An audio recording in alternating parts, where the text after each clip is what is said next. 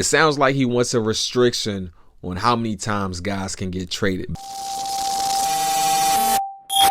What's up, y'all? It's JC. If you're new, welcome to the channel. If you're a subscriber, welcome back.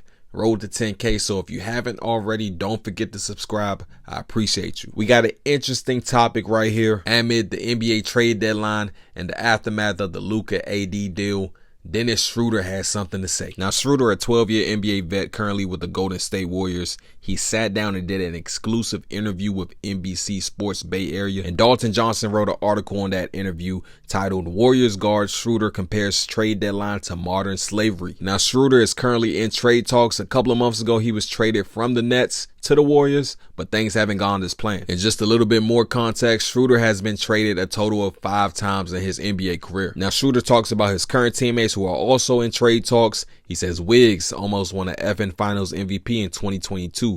Now he's on the trade block. Kevin Looney won 3 championships here. He was one of the keys to winning the championship, and now he's on the trade block right now. I understand for the first year, second year, but after a certain time, I don't know.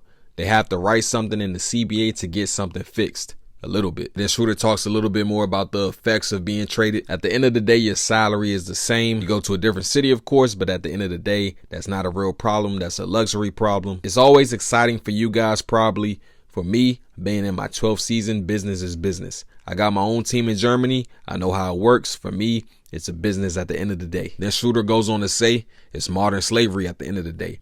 Everybody can decide where you're going, even if you have a contract.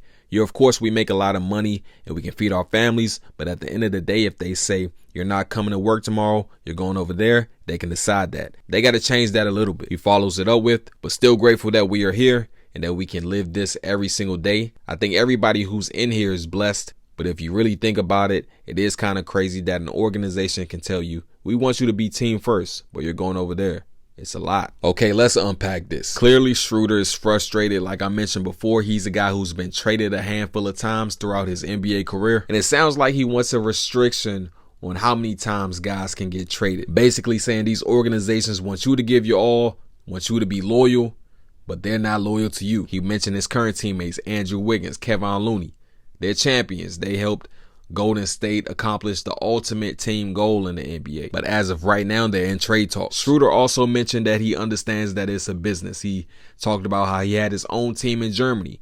I'm assuming that that league has its own trade limits. If not, maybe he's advocating for it like he is right now. But when he says that being traded, and I'm assuming that being released falls under that same umbrella to modern slavery, you can imagine how a bunch of people had issues with that. First and foremost, you sign a contract to play in the NBA. So off the bat, you know that at any point you can be traded and you can be released. Dennis Schröder has made $103 million in his NBA career. There is 540 maximum roster spots in the NBA. Dennis Schröder has one of those spots. He's worked his tail off to be in one of those spots. But to compare being traded to slavery, I just can't get jiggy with that. But I want to hear from y'all in the comments. Let me know your thoughts on this situation.